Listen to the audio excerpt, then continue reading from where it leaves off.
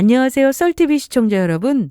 오늘 사연은 남편 사업이 망해 제 친정엄마 건물에 식당을 차려주고 바닥부터 다시 일으켜 세웠더니 가게가 초대박 나자 상간녀를 데리고 와서 위자료 두둑히 줄 테니 빨리 이혼하자고 뻔뻔하게 나오는 남편 놈에게 다음날 식당에서 현실 한 방을 제대로 먹여 개거품 물게 만든 사이다 이혼 사연입니다. 지금 바로 시작하겠습니다. 남편과 저는 지인 모임에서 우연히 같은 자리에 앉았고 대화가 자연스럽게 이어지면서 가까워진 케이스였습니다.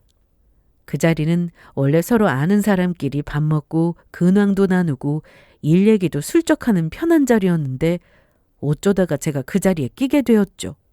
그리고 그곳에서 남편을 만났습니다. 그런데 결혼할 운명이었던 걸까요? 거기서 이상하게 남편이 눈에 띄었습니다. 보통 그런 자리에서 남자들은 잘난 척을 하거나 과장된 말 등 허세 섞인 행동으로 있어 보이는 척하고 분위기를 잡으려 하잖아요. 그런데 남편은 반대였어요. 조용히 듣고 딱 필요한 질문만 하고 누가 도움되는 말을 하면서 상대방의 말을 경청해주고 그에 따른 반응을 편하게 내뱉었습니다. 말이 적다고 재미없는 사람도 아니었고 웃을 땐 또 잘 웃더라고요. 저는 그 모습이 참 편하고 좋게 보였습니다. 막 자신의 능력을 과시하면서 여자 좀 꼬셔보려고 하는 남자들과는 달랐어요. 과하게 들이대지 않고 중심을 지키는 게 신뢰로 느껴졌습니다. 남편에게 호감이 생긴 저는 친구에게 부탁해서 몇 번 더 모임에 참석했고 그때부터 남편을 눈여겨봤어요. 그리고 운 좋게 남편과 연락처를 주고받았고 그날 이후 연락이 이어졌습니다. 처음엔 그냥 가벼운 이야기 정도였는데 며칠 뒤 남편이 먼저 밥을 먹자고 했고 그때 둘이서 이런저런 이야기를 참 많이 나눴어요. 어떻게 보면 모임에서 못 보던 모습도 보는 등 본격적으로 남편을 알게 된 시간이었습니다. 남편과 계속 연락을 주고받으면서 우린 가까워졌고 그렇게 연애를 시작했어요. 그 당시 저는 직장인이었고 남편은 사업을 시작한 지 얼마 안 된 시점이었습니다. 거창한 수준의 사업도 아니고 잘 굴러가는 것도 아니었어요. 막 자리를 잡아가던 초기 단계였죠. 말 그대로 버티는 시간에 가까웠습니다. 매출이 안정적이지 않으니 하루하루 계산이었고 오늘은 괜찮다가도 내일은 거래처에 따라서 다시 흔들리기 시작했어요. 그리고 연애하면서 지켜본 남편은 흔들리는 촛불 앞에서도 꿋꿋한 사람이었습니다. 꿈꾸는 모습이 참 보기 좋았어요. 자리를 잡아나가는 시기이기 때문에 예민할 법도 하고 불안하기도 할 텐데 어떠한 연민에도 빠지지 않고 힘들거나 징징대지 않았어요. 그렇다고 누군가 도와줬으면 좋겠다고 운에 기대지도 않았습니다. 오히려 자신의 힘으로 성공하고 싶은 마음이 강한 사람이었어요. 눈빛이 참 살아있었죠. 연애 때 남편은 늘 이렇게 이야기했습니다. 나중에 크게 성공하고 싶다고요.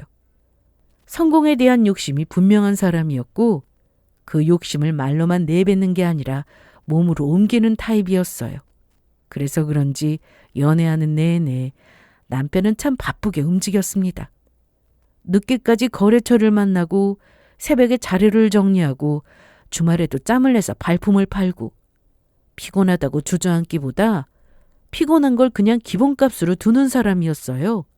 저는 솔직히 그 모습이 멋있었습니다.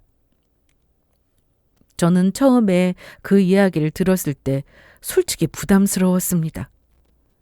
저는 이 당시에 결혼 생각을 진지하게 하지 않았거든요. 그렇다고 결혼을 안 할 생각은 아니었지만 결혼은 먼 미래라고 생각했고 연애하고 즐기면서 그저 아름다운 청춘을 만끽하고 싶었어요. 하지만 남편은 저와 연애를 시작하면서부터 결혼 생각을 가지고 만났다고 했습니다. 남편은 결혼을 전제로 생각하고 만나는 사람이었고 저는 결혼을 전제로 만나는 타입이 아니었어요. 그래서 남편이 아무리 이렇게 말해도 내가 아니면 이루어질 수 없는 일이라고 치부했는데 이상하게도 만나면 만날수록 남편이 좋아지고 점점 그 말에 같이 미래를 꿈꾸고 있는 저를 발견하게 됐습니다. 또한 연애 기간 큰 잡음도 없었어요. 감정적으로 휘두르지도 않았고 약속을 가볍게 여기지도 않았고 사람을 말로 기분 나쁘게 만들지도 않았어요. 저는 관계에서 가장 중요한 게 안정감이라고 생각하는데 남편은 사업이 불안정한 시기인데도 제 앞에선 오히려 태도가 안정적이었습니다. 그게 저를 더 믿게 했어요. 무엇보다 남편은 욕심만 큰 사람이 아니었습니다. 그 욕심을 뒷받침하는 노력이 있었고 작은 성과라도 꾸준히 쌓아가는 사람이었어요. 그래서 저는 점점 이렇게 생각하게 됐습니다. 이런 사람이라면 미래를 같이 그려도 괜찮겠다라고요. 그렇게 저는 결혼을 결심했습니다. 그리고 남편의 사업이 점차 자리를 잡아갈 때쯤 남편에게 프로포즈를 받았고 친정 부모님께 이 사실을 알렸어요. 그런데 이때 전혀 예상치 못했던 현실이 툭 하고 튀어나왔습니다. 그건 바로 친정 부모님의 반대, 특히 엄마가 단호히 반대하셨습니다. 사업하는 남자랑 왜 결혼하려고 그러니? 지금은 괜찮을지 몰라도 한순간에 무너지는 게 사업이야. 마냥 잘 되면 다행이지만 안 되면 그때 어쩌려고? 엄마는 편하고 탄탄한 길 놔두고 뭐하러 불안한 길을 가냐면서 결혼을 반대하셨어요. 그러면서 안정적인 벌이를 가진 사람 만나서 결혼하는 게 낫다고 하셨고 더 좋은 조건인 사람을 소개해 줄 테니 남편과 헤어지고 만나보라고 하셨습니다. 사업이라는 게 다 불안정한 건 아니지만 점차 경기가 계속 안 좋아질 거고 특출나게 잘하지 않는 이상 살아남기 어려운 게 요즘 현실이라며 남편을 탐탁지 않아 하셨어요. 그 말이 얼마나 속상했는지 모릅니다. 엄마는 제 행복을 생각해서 하는 말씀이었고 제가 상처받는 걸 누구보다 싫어하는 사람이니까 그렇게 생각하실 만하다는 거 충분히 이해했어요. 하지만 제가 지켜본 남편은 충분히 가능성이 있다고 생각했습니다. 노력은 절대 배신하지 않는다고 하잖아요. 그러나 엄마는 계속해서 반대하셨습니다. 사실 우리 집은 잘 사는 편이었어요. 우리 엄마는 건물주시거든요. 그래서 엄마는 우리 집안이 이렇게 잘 사는데 뭐하러 그런 사람과 결혼하냐. 우리 집안과 맞는 사람과 결혼하는 게 낫지 않겠냐고 하셨죠. 하지만 저는 물러서지 않았습니다. 제가 남편을 선택한 이유는 그 사람이 가진 현재의 조건이 아니라 그 사람이 가진 태도와 가능성이었거든요. 저는 엄마에게 계속 이야기했습니다. 남편이 어떤 사람인지, 얼마나 노력하는지, 어떤 마음으로 결혼을 하는지, 그리고 제가 왜 이 사람을 믿는지요. 설득은 쉽지 않았습니다. 엄마는 결혼은 사랑만 보고 하는 게 아니라 현실적으로 판단하고 결정해야 한다고 하셨어요. 저는 그 말씀에 매번 벽을 느꼈습니다. 그래도 저는 계속 버텼어요. 어떤 날은 엄마와 말다툼까지 했고 어떤 날은 너무도 힘들어서 펑펑 울기도 했습니다. 하지만 자식 이기는 부모 없다고 시간이 꽤 흐르고 가까스로 허락을 받아냈어요. 그 과정에서 남편이 제 마음을 더 굳히게 만든 행동이 하나 있었습니다. 남편은 건물주인 장모님의 도움을 받으면 사업을 훨씬 쉽게 키울 수 있는 상황이었어요. 말 그대로 지름길이 생기는 거였죠. 엄마 건물에 자리 하나만 잡아도 비용이 크게 줄어들 거고 엄마가 가지고 계신 돈으로 투자만 받아도 충분했습니다. 그런데 남편은 그걸 마다했어요. 결혼을 허락하고 난 뒤 엄마가 먼저 도움이 필요하면 편하게 이야기하라고 들어보고 도와줄 수 있는 건 도와주겠다고 말씀하셨습니다. 그런데 남편은 그걸 마다했어요. 말씀은 감사하지만 괜찮습니다. 제 힘으로 키워서 장인 장모님 앞에 당당한 사위가 되고 싶어요. 남편은 달콤한 엄마의 도움을 조금도 망설이지 않고 거절했습니다. 비록 결혼을 허락하셨지만 반대하신 부분도 있고 그 이유가 본인의 능력 문제이기 때문에 도움받을 수 없다고 했어요. 나중에 장모님 덕분에 성공한 사위가 되고 싶지 않다고, 본인의 힘으로 성공하는 모습을 보여드리고 싶다고 했습니다. 그 말을 듣고 저는 마음이 더 크게 움직였어요. 충분히 편한 길로 갈 수 있는데, 더 쉽고 빠르게 성공할 수 있는데 그걸 마다하는 게 대단하다고 생각됐습니다. 그 유혹을 떨쳐내기 쉽지 않았을 텐데 말이에요. 적어도 이 사람은 쉽게 성공하려는 이기심이 없구나. 당연하게 여기지 않는 사람이구나.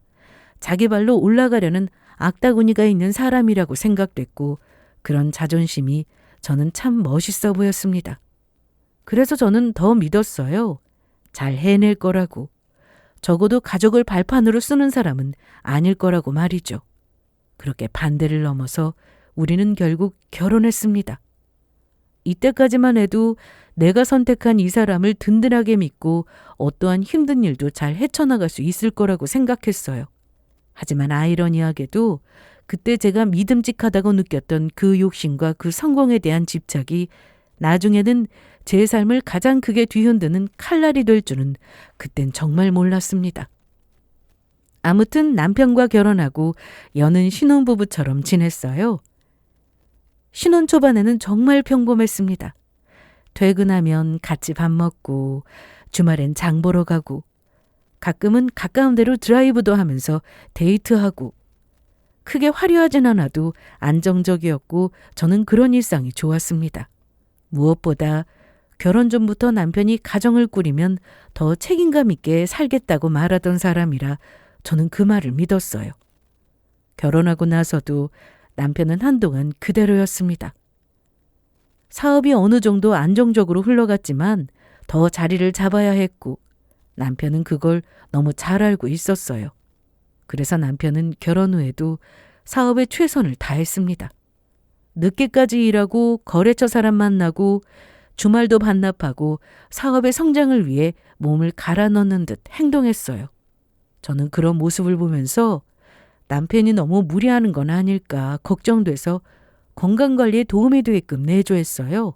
그리고 책임감이 강한 사람이라는 걸 다시 한번 느끼는 계기가 됐습니다. 또 이렇게 노력하는데 언젠가는 성공해도 하겠다는 마음이 들었고, 지금 하는 것처럼 꾸준히 하면 분명 성공할 거라 믿어 의심치 않았어요.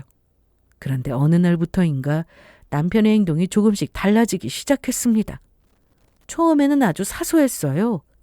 보통 눈 뜨자마자 휴대전화로 일정 확인하고 밥 먹을 시간도 아깝다면서 운전하면서 간단히 해결하고 자투리 시간마저 아껴서 일하던 사람이었는데, 어느 날부터 느긋하게 일어나서 한껏 여유를 부리더라고요.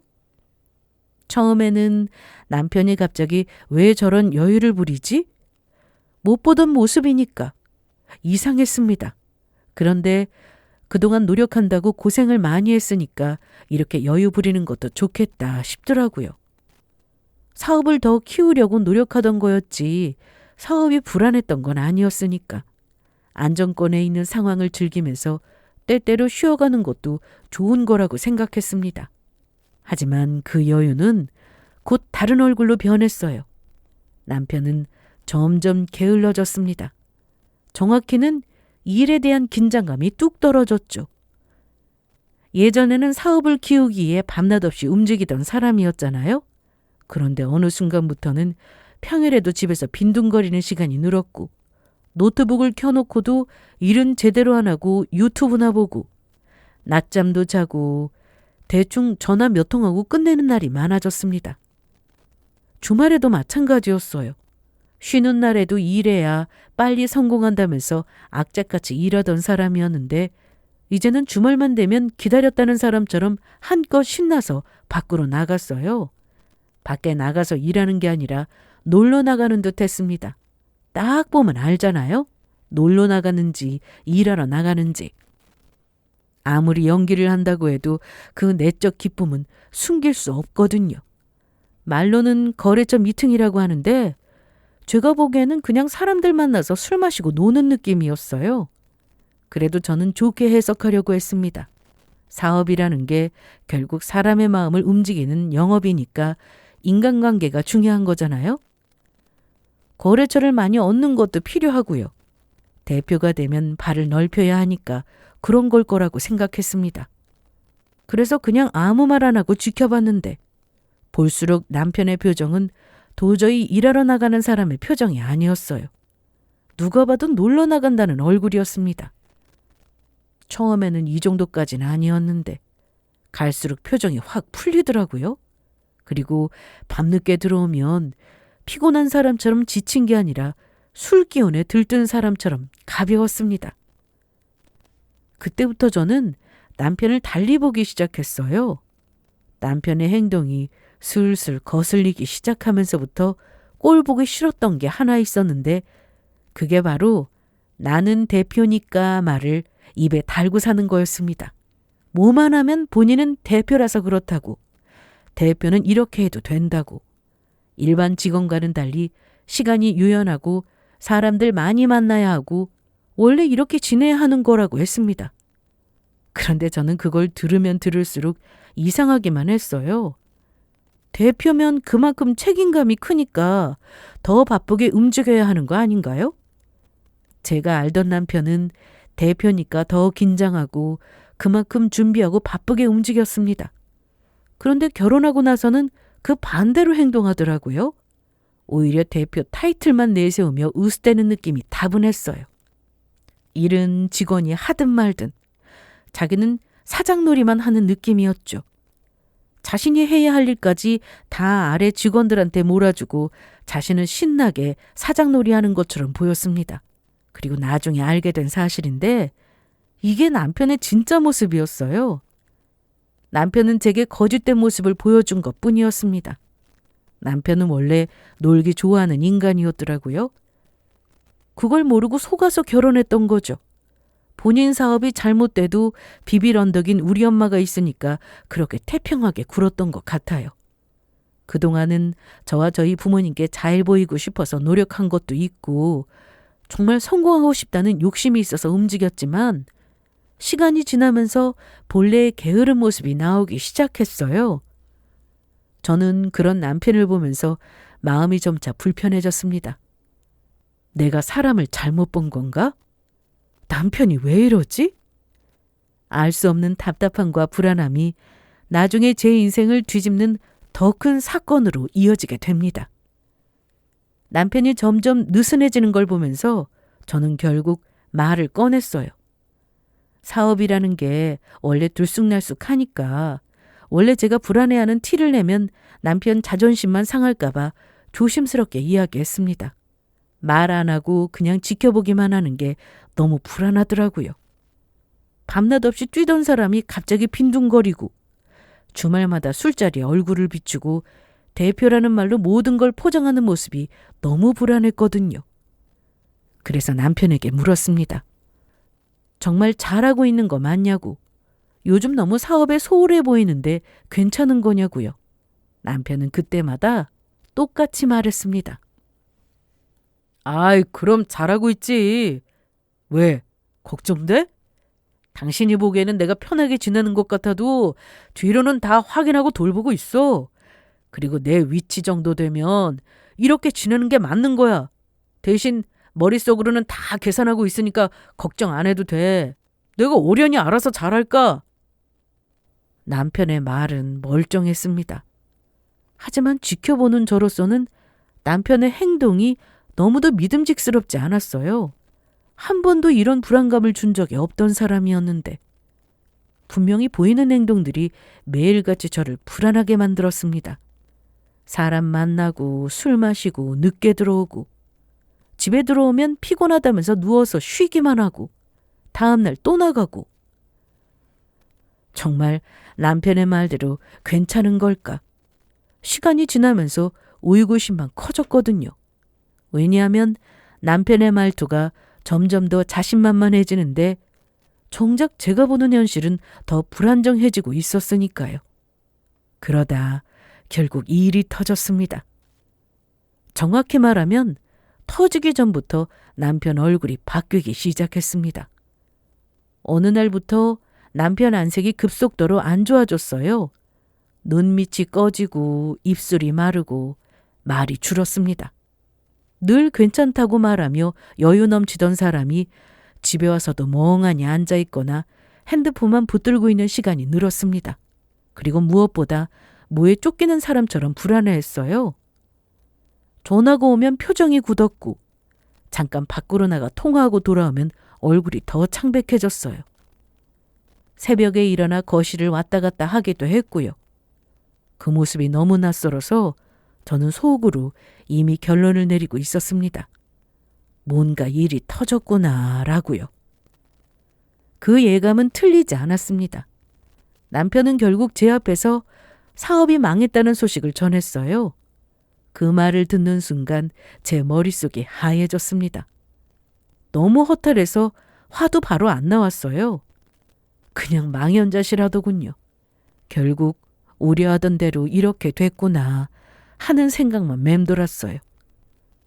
그런 다음 일을 이렇게 만든 남편에게 감정이 마구 끌어올랐습니다. 결국 그 분노를 남편에게 쏟아냈어요. 이럴 줄 알았어. 나보고 걱정하지 말라며. 잘하기는 뭘 잘해. 그렇게 걱정할 거 없다고 큰소리치더니 이게 뭐야? 그러길래 적당히 놀고 사업이나 신경 쓰지 뭐하러 사장놀이 하면서 사람들 만나고 다녔니? 사람들이 대표님이라고 대우해주니까 좋았어? 결혼하기 전부터 시작한 사업이야. 그동안 고생해서 잘 가꾼 건데 아깝지도 않아? 이제 어쩔 거야? 제가 그렇게 말하자 남편은 고개를 푹 숙였습니다. 그리고 제게 작은 목소리로 면목 없다고 했어요. 그리고는 나름대로의 변명을 늘어놓았습니다. 나도 일이 이렇게 될 줄은 몰랐어. 당신 말대로 대표님 대우해주니까 좋기는 했지만 그래도 그게 다는 아니야. 나는 진짜 거래처 늘리고 이 바닥 인맥 좀 키워보려고 그랬던 건데 대표가 발이 넓어야 거래가 늘고 그러니까 그게 다 회사를 위해서 그랬던 건데. 남편은 정말 회사를 위해서 그랬던 거라고 했습니다. 그 말이 저는 더 짜증이 났어요. 정말 진심으로 회사를 위해서 사람을 만난 거라면 그게 행동으로 고스란히 나타날 텐데 제가 보기에는 전혀 그런 것 같지 않았거든요. 그래서 어이없다는 표정으로 남편을 쳐다보는데 남편은 거기서 멈추지 않고 이어 덧붙이는 말이 더 기가 막혔습니다. 이번 일을 겪고 많은 것을 깨달았다고 했습니다. 그동안 그 인간들한테 술 사주고 진짜 잘해줬는데 회사 문제 터지니까 아무도 도와주려고 하지 않고 모른 척하는 걸 보고 너무 허탈하고 배신감이 든다고 했어요. 여태 자신의 돈으로 술 마시고 놀았으면서 그렇게 받아먹었으면 뭐라도 해줘야 하는 건데 어떻게 아무도 안 도와줄 수 있냐고. 그 말을 하는 남편 얼굴은 억울함으로 가득했습니다. 마치 자기가 피해자인 것처럼요.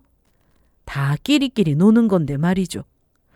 아무튼 남편은 다시는 그런 인간들과 엮이지 않을 거라고 했고 저는 그 말을 들으면서 더 실망스러웠습니다. 이미 사업은 망했고 우리가 피해를 보았는데 그런 말을 해서 뭐가 달라지나요? 이제 와서 뒤늦게 그런 결심을 한다고 해서 달라지는 게 없잖아요. 되돌릴 수 없는 상황에서 자신의 잘못은 인정하지 않고 그들만 탓하고 있는 남편이 참 생각 없이 느껴졌습니다. 그리고 이때 진짜 정이 서서히 떨어졌어요. 큰 둔기로 머리를 한 대 맞은 것 같은 기분이었습니다. 내가 알던 사람이 이런 사람이었다니. 내가 이런 사람과 결혼했다니. 내 믿음과 신뢰는 다 어디로 간 걸까? 너무도 허탈하고 허무했어요. 그날 이후로 저는 남편을 더 이상 같은 눈으로 볼 수 없었습니다. 그리고 남편 사업이 망했다는 사실을 받아들이는 건 생각보다 훨씬 더 고통스러웠어요. 물론 저는 남편에게 실망했고 화도 났고 꼴도 보기 싫다는 말까지 해버렸지만 그런데 또 한편으로는 마냥 남편 탓만 할 수는 없는 노릇이었습니다. 결혼이라는 게 결국 한 배를 탄 거잖아요. 남편이 흔들리면 저도 흔들리는 구조였고 이미 흔들린 이상 누가 더 잘못했나를 따져봤자 당장 살아갈 길이 생기는 것도 아니었습니다. 무엇보다 제 자존심이 허락하지 않았어요. 이건 제가 선택해서 한 결혼이었고 그 선택의 실패로 끝나는 걸 쉽게 인정하고 싶지 않았습니다. 만약 그렇게 된다면 친정엄마 얼굴을 볼 낯이 없을 것 같더라고요. 엄마는 이럴 줄 알고 반대를 하신 거겠죠? 사업하는 남자는 위험하다. 안정적인 사람을 만나야 한다고 하셨는데 결국 자신의 말대로 되지 않았냐며 제 선택을 꼬집으실 것 같았어요. 저는 그저 믿음 하나로 고집부렸고 남편의 가능성을 믿는다며 보란듯이 잘 살겠다고 말씀드렸고요. 그런데 사업이 망했다? 그건 단순히 경제적인 문제만이 아니라 제 마음과 자존심을 함께 무너뜨리는 일이었습니다. 그래서 저는 여기서 좌절할 게 아니라 어떻게든 돌파구를 찾아서 이겨내야 한다고 생각했어요. 도망치고 싶었지만 더 강하게 버티고 싶었습니다. 내가 선택한 인생인데 여기서 꺾이면 안 된다고 스스로를 붙들었어요. 그리고 남편에게 차분히 이야기를 꺼냈습니다. 사업 한번 망했다고 인생 다 끝난 게 아니라고. 처음부터 다시 시작하든 아니면 이게 아니다 싶으면 빨리 다른 일이라도 구하라고요. 사업이든 취업이든 뭐든 좋으니 움직여야 한다. 지금처럼 멍하니 앉아있을 시간이 없다고요. 남편은 제 눈치를 보면서 고개를 끄덕였습니다. 알겠다고 했고 한동안은 정말 예전처럼 노력하는 게 보였습니다. 이력서도 쓰고 여기저기 연락도 하고 지인도 만나고 다시 잘하려고 애쓰는 듯 보였어요. 그러나 현실은 냉정했습니다. 남편은 나이도 있고 취업난도 심했던 터라 적당한 회사를 구하는 게 생각보다 힘들더라고요. 경력도 애매하고 사업하다가 나온 사람을 선뜻 뽑아주는 것도 많지 않았습니다. 면접을 봐도 결과가 안 좋았고 좋은 조건은 더더욱 잡기 어려웠어요. 그렇다고 사업을 다시 시작하는 것도 막막했습니다. 새롭게 다시 시작하는 건 좋은데 문제는 자금이었어요. 사업은 의지와 노력만으로 되는 게 아니잖아요. 어떻게든 돌릴 돈이 있어야 하고 시작할 최소한의 비용이 있어야 하는데 남편은 이미 한번 무너진 상황이었고 신용도도 예전 같지 않았습니다. 현실의 벽이 확실히 보였어요. 저는 숨이 턱 막혔습니다. 머릿속으로 계산을 하면 할수록 답이 안 나왔거든요. 한숨이 절로 나왔습니다. 그런 제 모습을 보면서 남편은 더 눈치를 보기 시작했습니다. 미안해하는 표정이 점점 짙어졌고 말도 더 조심스러워졌습니다. 그러다가 어느 날 남편이 조심스럽게 뜸을 들이다가 어렵게 입을 열면서 사업 이야기를 꺼냈어요. 내가 생각을 해봤는데 당장 급하다고 어정쩡한 회사에 들어가는 것보다 작은 음식점이라도 하나 차리면 좋을 것 같아.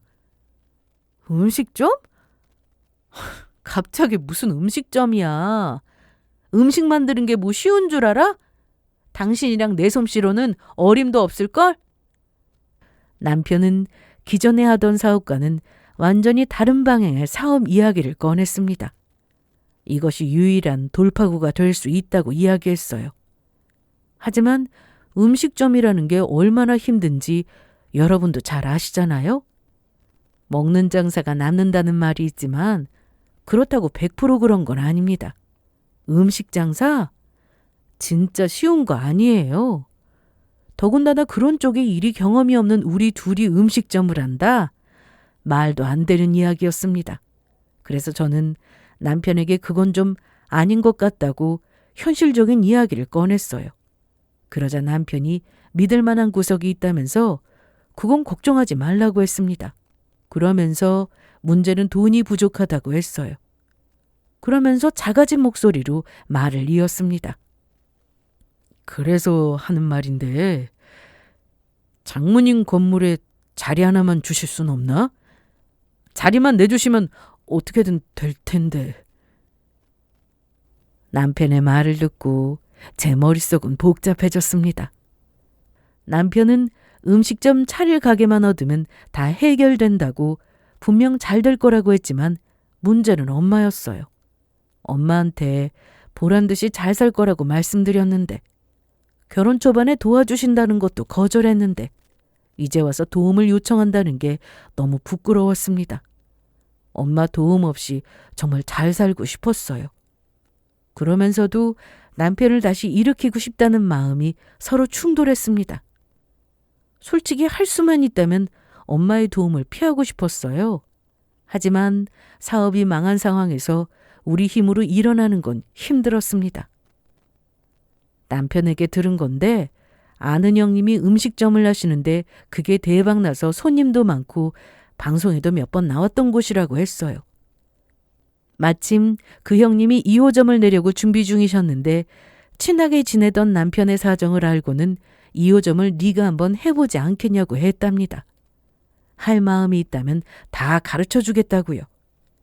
남편의 말을 듣고 직접 형님분이 운영하신다는 음식점을 찾아가 봤는데 정말 장사가 잘 되는 곳이었습니다. 2호점 차리면 못해도 중간은 갈 것 같았어요. 맛도 무척 좋았고요. 음식점만 차리면 진짜 잘 될 것 같은데 문제는 엄마한테 이걸 어떻게 말씀드리냐는 거였어요. 엄마가 가지고 계신 건물이 시내 쪽에 있어서 자리는 정말 좋았거든요. 근데 놀라실까 봐 친정 부모님께 남편의 소식을 전하지 못한 상태였어요. 마음이 무거워지면서 막막했지만 그래도 제가 선택해서 결혼한 사람이고 내 가정이니까 어떻게든 일으키고 싶었습니다. 그래서 저는 며칠을 고민했습니다. 엄마에게 말하는 순간 그동안 숨겨왔던 실패가 전부 드러나는 기분이 들었거든요. 보란 듯이 잘 살겠다고 큰소리치던 제가 결국 도움을 구하러 간다는 게 자존심을 긁었습니다. 무엇보다 엄마 얼굴을 제대로 마주할 자신이 없었습니다. 엄마가 반대했던 결혼이었으니까요. 그래도 방법이 없었습니다. 남편은 다시 일어설 의지는 있어 보였지만 현실적으로 자금이 없었고 취업도 쉽지 않았습니다. 그리고 시간은 계속 흘렀습니다. 남편이 망연자실에 있는 동안에도 생활비는 나가고 불안은 쌓이고 마음은 더 무거워졌어요. 결국 저는 친정으로 갔습니다. 그리고 부모님 앞에서 처음부터 끝까지 사실대로 말씀드렸어요. 남편 사업이 어떻게 망했는지, 지금 상황이 어떤지, 그리고 우리끼리 해결해 보려고 얼마나 버텼는지까지요. 말하면서 목이 자꾸 메었고 숨을 고르는 시간이 많았습니다. 그리고 마지막에 제가 정말 어렵게 입을 열었습니다. 엄마 건물에 자리 있으면 음식점 차리게 도와주면 안 되냐고. 남편이 다시 시작해보겠다고 하는데 자리만 있으면 해볼 수 있을 것 같아서 이렇게 말씀드린다고요. 그 말을 하는 순간 제 손끝이 차가워졌습니다. 제가 얼마나 초라해 보일지 알 것 같았거든요. 부모님은 제 말을 듣고 바로 대답하지 않으셨습니다. 두 분 다 표정이 굳었고 잠깐 아무 말 없이 생각에 잠기셨어요. 그 침묵이 저는 더 무서웠습니다. 봐라, 그러길래 내가 뭘 했어 라는 말이 나올까 봐서요. 그런데 엄마는 생각보다 빨리 마음을 정리하셨습니다. 한숨을 길게 내쉬고는 제게 이렇게 말씀하셨어요. 그럼 딸이 도와달라는데 당연히 도와야지. 엄마, 마침 계약 끝나는 곳이 곧 하나 있어. 거기에서 새롭게 시작해. 너희가 잘해보려고 그러는 건데 도와줘야지. 엄마는 이렇게 말씀하시고는 오히려 저보다 더 슬프고 속상한 얼굴로 저를 쳐다보셨어요. 그리고 제게 이런 일이 있으면 바로 이야기해야지 왜 이렇게 늦게 이야기했냐고, 부모한테 말도 못하고 그동안 마음고생이 얼마나 심했겠냐며 눈물을 보이셨어요. 그 말을 듣는 순간 저는 참았던 게 터졌습니다. 제가 버텨온 시간들, 혼자 해결해보겠다고 이를 악물었던 시간들, 그리고 속으로 삼켰던 무서움과 자존심이 한꺼번에 올라왔어요. 저는 결국 눈물을 보였습니다. 특히 엄마한테 이런 모습 보여주고 싶지 않았어. 어떻게든 우리끼리 해결하고 싶었는데. 엄마는 제 등을 쓰다듬으며 이런 모습이든 저런 모습이든 자식의 어떤 모습을 보여도 부모는 자식을 외면할 수 없다고 하셨어요. 그리고 부모는 늘 자식의 울타리 같은 존재라고 하셨습니다. 괜히 울타리 넘어서 혼자 버티지 말고 안전한 울타리 안에서 누릴 수 있는 건 누리며 살라고. 어차피 우리 죽으면 다 네 건데 뭘 그렇게 죄송스러워하냐고. 그럴 수 없으니 기죽지 말고 당당하게 어깨 펴라고 말해주었어요. 정말이지 힘이 되는 말이었습니다. 그 말씀에 저는 마음이 벅차서 더 눈물이 고였어요. 죄송해서 울고 감사해서 울고 안심이 돼서 울고 여러 감정이 한꺼번에 몰려왔습니다. 아빠도 옆에서 조용히 고개를 끄덕이셨습니다. 말이 많지는 않으셨지만 그 표정 하나로 괜찮다라는 걸 알려주셨어요. 저는 그 순간 결심했습니다. 이 기회를 발판 삼아서 진짜로 보란 듯이 성공하겠다고요. 엄마가 내준 자리에서 남편이든 저든 어떤 방식으로든 다시 일어나서 엄마가 걱정하지 않게 만들겠다고요. 그렇게 우리는 엄마의 도움을 받아 엄마 건물 1층에 음식점을 차렸습니다. 부모님이 주신 기회를 허투루 쓰면 안 된다는 압박도 컸고 무엇보다 보란듯이 일어서고 싶다는 부담감이 막중했지만 노력은 배신하지 않는다는 생각으로 정말 미친 듯이 일했어요. 오픈 전부터 정신이 없었습니다. 홍보도 직접 하고 저는 주방과 홀을 오가며 눈코 뜰 새가 없었고 남편도 초반만큼은 정말 열심히 움직였습니다. 새벽에 시장을 같이 돌고 가게 오픈 전에 바닥을 닦고 나면 다음날 준비까지 하고 몸이 나만하질 않았죠. 그런데 그 노력이 진짜로 결실을 보았습니다. 가게가 대박이 난 거예요. 처음에는 개업 효과인가 싶었는데 아니었습니다. 시간이 지나도 손님이 계속 늘었습니다. 점심시간에는 줄이 길게 늘어섰고 저녁에는 번호표 뽑고 기다리는 게 기본이었습니다. 여기 진짜 맛있다고 줄 서서 먹을만 하다는 등의 입소문이 타고 번지면서 어느 순간부터는 주말에 아예 대기줄이 가게 밖까지 늘어섰습니다. 한 번 왔던 손님이 또 오고 또 다른 지인을 데려오고 회사 단체 손님까지 들어오고 하루 매출이 정말 장난 아니었어요. 정산할 때 찍히는 숫자를 볼 때마다 저는 그날의 피로가 싹 사라지는 기분이었습니다. 몸은 고되고 힘들었어요.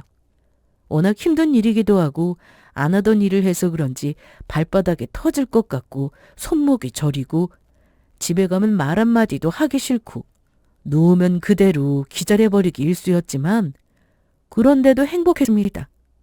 왜냐하면 그 고생이 앞으로의 삶으로 연결되는 느낌이 있었거든요. 남편도 그때는 기분이 하늘을 날아다녔습니다. 장사가 잘 되니까 남편은 저한테 그러더군요.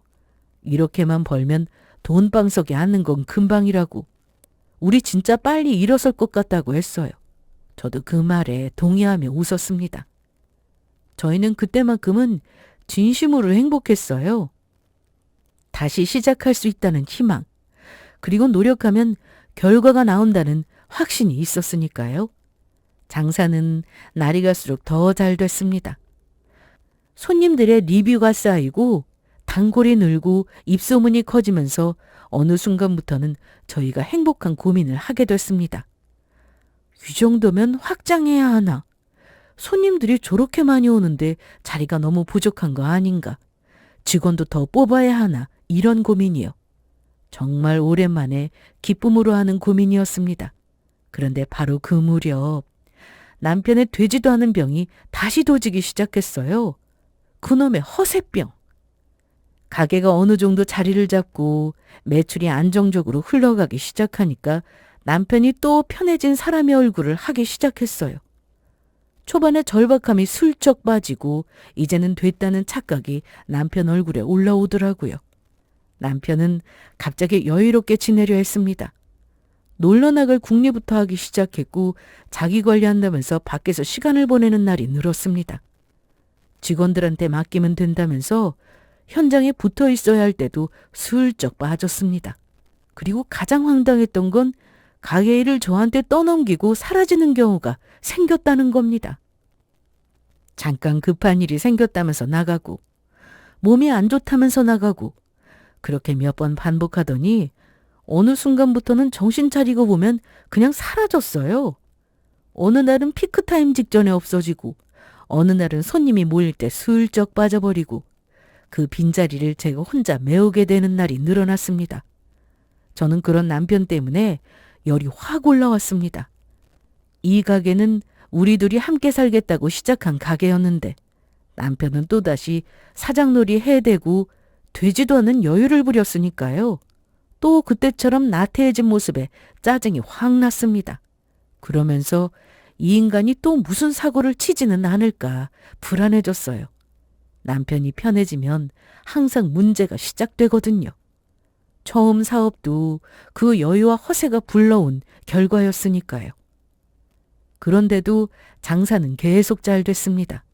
매일 손님이 끊이질 않은데 정작 안에서 책임지고 일하는 사람은 저 혼자였어요. 정신없고 힘든 와중에 남편은 점점 무책임해졌고 그 때문에 저희는 중간중간 싸움을 정말 많이 했습니다. 싸움의 시작은 대부분 비슷했어요. 제가 정신 좀 차리라고, 가게가 잘 된다고, 사람이 이렇게 풀어지면 안 된다고 잔소리하면 남편은 늘 같은 패턴으로 변명을 늘어놓았습니다. 자기도 다 생각이 있어서 그런 거라고, 자기가 안 하는 게 아니라 뒤에서 다 챙기고 있다고, 잠깐 쉬는 거라고. 말은 그럴듯하게 하고 행동은 똑같았습니다. 이 패턴 참 익숙하죠? 사업 때도 이렇게 말했어요. 그리고 시간이 지나자 남편은 아예 태도가 바뀌었습니다. 에라 모르겠다는 식이었어요. 가게 매출도 안정적이고 다 좋은데 왜 이래? 이 정도 여유는 부려도 되는 거 아니야? 막말로 내가 사장인데 이러면 안 돼?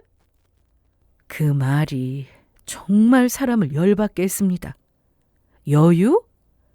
누가 여유를 부린다는 거죠? 그 여유를 만들기 위해 제가 얼마나 몸을 갈았는데요. 남편은 그걸 제가 다 하고 있는 줄 뻔히 알면서도 마치 자기가 당당히 누릴 권리라도 있는 것처럼 막 나가기 시작했습니다. 저는 그때부터 진짜 골머리를 앓았어요. 겨우 살만해졌는데 또 이러니까 정이 뚝뚝 떨어졌고 꼴도 보기 싫어서 이 인간을 어떻게 해야 하나 생각했습니다. 그러던 중 남편과 크게 한번 대판 싸운 날이 있었습니다. 그 싸움 이후로 남편이 확 변했어요. 외박이 잦아지기 시작하더니 아예 며칠씩 집에 들어오지도 않았습니다. 더 미친 건 가게도 안 나왔다는 겁니다. 갑자기 어느 날 가게 문을 열고 들어왔다가 몇 시간 얼굴만 비치고 다시 사라지고 전화도 잘 안 받고 어디서 뭘 하는지도 모르는 상태였죠. 직원들이랑 저 혼자 바쁜 시간을 버티고 있는데 남편은 멀쩡히 사라져버리는 날들이 쌓였습니다. 이때는 아예 대놓고 나가더라고요. 저는 속으로 이를 갈았습니다. 이혼을 하든지 가게에서 쫓아내든지 어떻게든 끝장을 보겠다고 벼르고 있었어요. 그런데 그날 일이 터졌습니다. 어느 날 친정엄마가 가게에 잠깐 들르셨습니다. 건물에 볼 일이 있어서 1층으로 내려오셨고 온 김에 우리 얼굴 좀 볼 겸 들르신 거였어요. 엄마는 항상 그렇듯 제 얼굴부터 살피고 손님들 분위기를 보고 가게 돌아가는 걸 한번 쓱 훑어보시더니 물으셨습니다. 그런데 장서방은 어디 있니? 그 순간 제 입이 순간적으로 굳었습니다. 며칠째 남편이 집에도 안 들어오고 가게에도 제대로 안 나오는 상황을 엄마가 알게 되면 엄마 성격상 가만히 있을 뿐이 아니었습니다. 게다가 이 가게를 엄마가 내준 자리에서 하고 있었잖아요. 엄마 입장에서 얼마나 속이 상하시겠어요. 딸이 혼자 고생하고 있다는 걸 알면. 그래서 저는 얼버무렸습니다. 몸이 안 좋아서 일찍 들어갔다고요. 손님이 많아서 무리하다 보니까 피곤한 것 같다고 둘러댔어요. 그 말에 엄마는 고개를 끄덕이며 장사가 잘 되는 건 좋은데 피곤해서 어떡하냐며 걱정스러운 표정을 지으셨고, 저도 어디 아픈 곳 없냐면서 너무 무리하지 말라고 걱정해 주셨어요. 저는 그런 엄마를 보며 마음이 불편했지만 애써 괜찮은 척 억지 미소를 지었습니다. 그렇게 엄마와 잠깐 이야기를 나누고 있었는데 하필 그 타이밍에 가게 문이 열리더니 며칠씩 집에 안 들어온 그 인간이 가게로 들어왔어요. 더군다나 옆에 낯선 여자가 함께 서 있었습니다. 남편과 너무도 자연스럽게 들어오는 여자를 보고 저는 순간 숨이 멎는 줄 알았습니다. 엄마도 그 여자를 보셨고 시선이 단번에 남편 쪽으로 꽂혔습니다. 남편은 엄마를 보고 잠시 당황하더니 이내 아무렇지 않은 표정으로 제 앞으로 걸어왔고, 엄마는 장서방 아파트 들어간 거 아니냐고 물었지만 남편은 대꾸하지 않았어요. 저는 그런 남편을 향해 이게 지금 뭐 하는 거냐고 물었습니다. 그리고 옆에 있는 여자를 눈빛으로 가리키며 누구냐고 물었고, 남편은 정말 뻔뻔하게 이렇게 말했어요. 내 애인. 뭐? 그 한마디에 가게 공기가 초토화됐습니다. 손님들은 수군거렸고 직원들은 얼어붙었고 엄마는 경악한 채 말이 안 나오는 얼굴로 남편을 노려보셨습니다. 저는 화가 치밀었지만 이상하게 더 먼저 든 감정은 허탈함이었습니다. 여기까지 와서 이렇게까지 뻔뻔할 수가 있나 싶어서요. 그런데 남편은 여기서 멈추지 않았습니다. 남편은 제게 먼저 이혼하자고 했어요. 위자료를 두둑히 줄 테니까 빨리 이혼하자고요. 그리고 이 가게는 자기 아이디어로 차린 곳이니까 지분이 자신에게 있다면서 이제 저더러 손 놓고 나가라고 했습니다. 그 말을 듣는 순간 저랑 엄마는 동시에 어이가 없었어요. 누구더러 나가라는 거야? 사업망하고 도와달라고 해서 자리를 내줬더니 은혜를 이런 식으로 갚아? 지금 이게 뭐 하는 짓이야? 엄마가 호통치자 남편은 정말 뻔뻔하게 이렇게 말했습니다. 그래서 가게 성공시키지 않았냐? 그동안 돈 실컷 만져보게 해줬으면 보상된 거 아니냐고요. 저는 그 말을 듣는 순간 눈앞이 까맣게 변했습니다. 남편이 엄마에게 막말을 하고 엄마 앞에서 이런 인간 본색을 드러내는 게 너무 분하고 너무 수치스럽고 너무 역겨웠습니다. 저는 바로 남편 뺨을 후려쳤습니다. 그리고 참았던 말을 쏟아냈어요. 뚫린 입이라고 우리 엄마한테 함부로 짓거리지 마. 네가 사람이니? 너 나한테 이러면 안 되는 거 아니야? 너 같은 걸 믿고 결혼했다는 게 너무 후회스러워. 그래도 나는 사업 말아먹은 너랑 어떻게든 일어서서 보란듯이 잘 살려고 노력했어. 그런데 그 믿음이랑 노력을 이런 식으로 갚아? 저는 남편이 외박하고 집에 안 들어오고 가게에도 안 나오길래 뭘 하나 했더니 밖에 나가서 이런 여자나 만나고 다녔다고 소리쳤습니다. 그랬더니 남편은 옆에 있는 여자를 힐끔 보더니 꼴의 내연녀를 지켜주고 싶었는지 말 함부로 하지 말라면서 이딴 여자 아니라고 발끈했어요. 그 순간 저랑 엄마가 동시에 제대로 열받았습니다. 엄마는 옆에 있던 집게며 행주며 눈에 잡히는 도구를 집어들고 남편에게 던지기 시작했고 저는 문 쪽으로 몰아붙이며 소리쳤습니다. 나가! 너 같은 거 진작에 쫓아내야 했어. 여기서 당장 꺼져! 그렇게 우리는 남편과 그 여자를 가게 밖으로 쫓아냈습니다. 남편은 나가면서도 끝까지 추했습니다. 내일 다시 오겠다고. 못다한 이야기는 내일 마저 하자고 떠들며 여자 손을 잡고 사라졌습니다. 문이 닫히고 나서야 저는 눈물이 터졌습니다. 속상해서 분해서 그리고 내가 여기까지 어떻게 버텼나 싶어서요. 엄마는 그런 저를 꼭 안아주며 말했습니다. 당장 이혼하라고. 그러고는 엄마가 도와주시겠다고 했고 다 생각이 있으니 저더러 엄마 믿고 가만히 있으라고 하셨습니다. 그 말투는 너무 단호했어요. 마치 좋은 방법이라도 있는 것처럼요. 그리고 다음날 엄마는 서류봉투 하나를 들고 가게로 오셨습니다.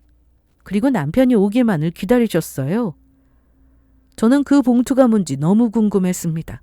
엄마는 아무 말 없이 묵직한 눈빛으로 문만 바라보고 계셨어요. 그리고 시간이 흐르자 남편이 진짜로 나타났습니다. 어제 하던 이야기 마저 하자고요. 위자료 얘기부터 정리하자고. 가게 지분이 어쩌고 자기가 주인인 양 다시 떠들기 시작했습니다. 그때 엄마가 말했습니다. 그 전에 이거나 보고 말해. 엄마는 봉투를 남편에게 냅다 던졌습니다. 남편은 이게 뭐냐는 표정을 지으면서 봉투를 꺼냈고 안에는 가게 임대 계약서가 들어있었습니다. 남편은 어리둥절한 얼굴로 말했습니다. 이거 계약서 아니냐고. 이걸 갑자기 왜 보라고 하냐고요. 엄마는 한쪽 입꼬리를 올리며 아주 여유롭게 말했습니다. 조항을 자세히 봐. 그 순간 남편 얼굴에 모지하는 표정이 지나갔습니다. 왜냐하면 임대 계약할 때 남편은 서류를 제대로 읽어보지도 않고 장모님이 알아서 잘 신경 써주셨겠지 하면서 바로 도장부터 찍었거든요. 엄마 말대로 남편은 다시 서류를 읽기 시작했고 읽으면 읽을수록 얼굴이 사색이 됐습니다. 그 계약서에는 엄마가 특별히 추가한 조항이 있었습니다. 사장으로서, 사위로서, 남편으로서의 책임을 다하지 않을 경우 가게 운영권을 아내에게 넘기고 이혼에 협조한다는 조항. 그리고 뒷장에는 세부 내용이 적혀 있었고 위반 시에는 본인 잘못을 인정하고 위자료 지급을 포함한다는 문구까지 명시되어 있었습니다. 남편은 서류를 덜덜 떨며 들고 있다가 갑자기 말도 안 된다고 소리쳤습니다. 이런 조항이 임대계약에 왜 들어가? 말도 안 돼. 이건 무효야. 어떤 조항을 넣던 그건 계약자 마음이지. 그러게 꼼꼼히 읽고 도장 찍지 그랬어? 남편은 씩씩거리더니 종이를 찢었습니다. 이딴 건 법적 효력도 없다고요. 그런데 엄마는 전혀 당황하지 않았습니다. 오히려 웃으면서 말했어요. 그럴 줄 알고 오늘은 사본을 가져온 거라고. 원본은 변호사한테 있다고 하셨죠. 그리고 결정타를 던졌습니다. 너도 내 변호사를 한번 보지 않았냐고. 네가 도장 찍던 그 순간 옆에 있던 사람이 바로 엄마의 변호사였다고 밝혔습니다. 남편의 얼굴은 또 한 번 굳어졌고 아차 싶은 표정을 지었어요. 기억이 난 듯했습니다. 그러나 남편은 끝까지 인정 못한다며 난리를 쳤습니다. 엄마는 침착하게 그 자리에서 변호사와 경찰까지 불러 남편을 깔끔하게 쫓아냈습니다. 그날 이후 엄마는 제 이혼에 전적으로 힘을 보태주셨고 저는 결국 남편과 이혼했습니다. 그리고 그 이후에 남편은 내연녀에게도 버림받았습니다. 새 살림 차릴 생각에 들떠 있었지만 막상 돈줄이 끊기고 가게에서도 쫓겨나자 그 여자는 빠르게 손절했죠. 남편은 위자료로 탈탈 털려 거지가 됐고 저는 그 내연녀에게도 상간녀 소송을 야무지게 걸었습니다. 받을 수 있는 건 다 받아내야 하니까요.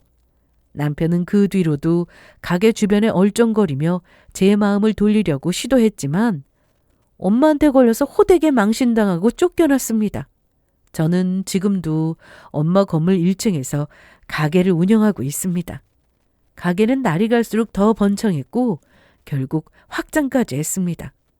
정신없이 바쁜 나날을 보내고 있지만 직원도 많이 뽑고 이제는 요령이 생겨서 저도 여유라는 걸 종종 누리고 있네요. 저는 이 일을 겪고 확실히 배웠습니다. 사람은 위기가 왔을 때 진짜 얼굴이 드러난다는 것. 그리고 도움을 내 권리로 착각하는 인간은 끝까지 밟고 올라서려 한다는 것을요. 저는 힘든 시기에 무너지는 대신 다시 일어설 발판으로 삼았습니다. 지금은 제 삶을 제 손으로 더 크게 키우고 있고요. 혹시 지금 누군가가 당신의 선의와 노력을 당연한 것처럼 쓰고 있다면 더 늦기 전에 선을 그으세요. 저는 그 선을 그은 순간부터 인생이 다시 제 것이 되었습니다. 그럼 지금까지 저의 긴 사연을 들어주셔서 감사합니다.